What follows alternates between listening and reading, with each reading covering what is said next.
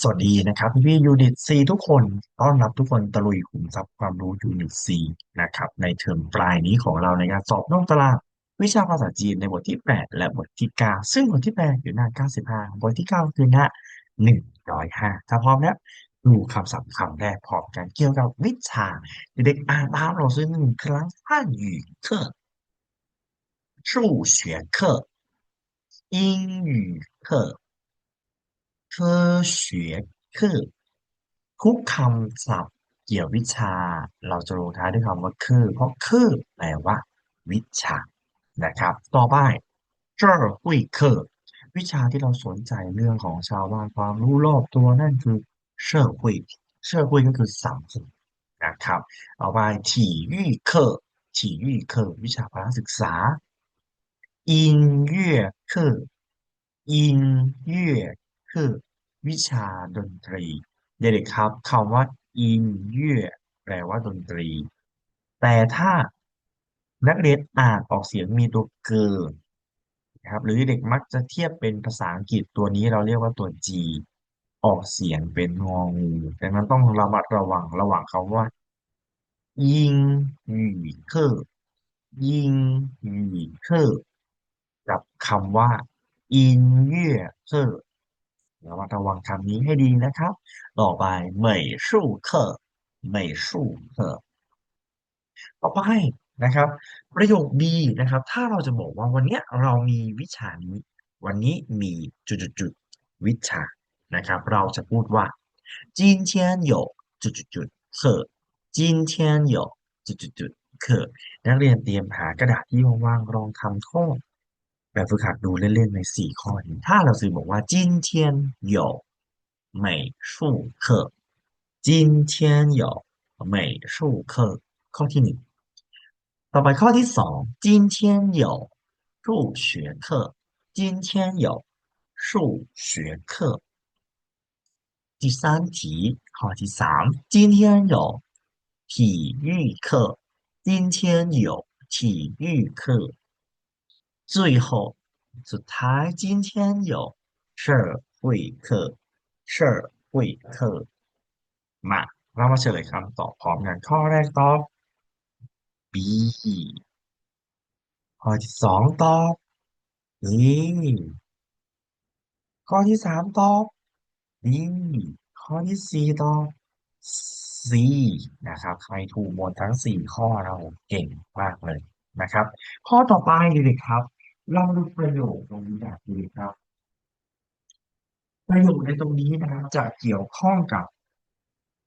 วันนี้มีวิชาอะไรบ้างเช่นวันจันทร์ซิงชีจุดจำได้หรือเปล่า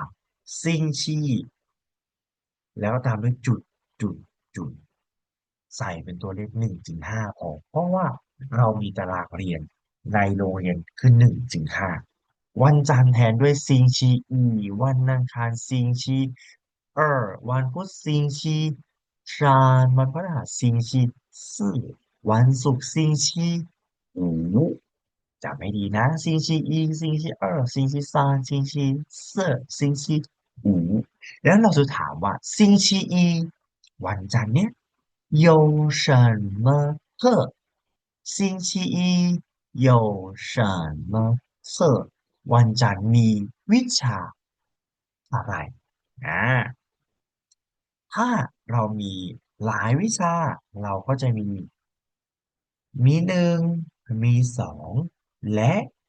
3มี1มี2และ3ภาษาจีนเราก็จะบอกว่า星期一有社会课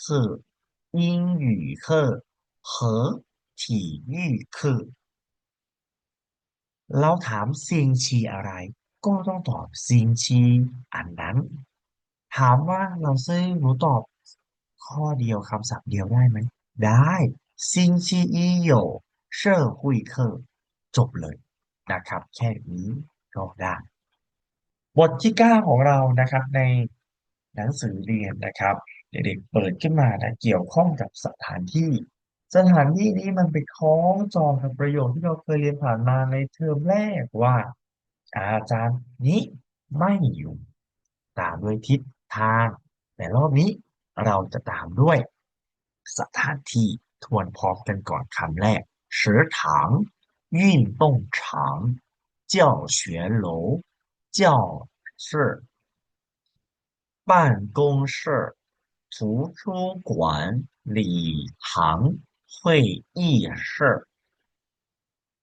ต่อไปประโยค B นะครับ句子นะที่เราจะใช้เราซื้อลองถามนะครับเราซื้อไม่เอาหมาติงถามจริงไม่เอาหมาติงเปลี่ยนหมาติงเป็นคุณกับฉันเราซื้อถามเป็นหนีกับหวอผู้ถามหนี在哪儿คำตอบ我在食堂我在食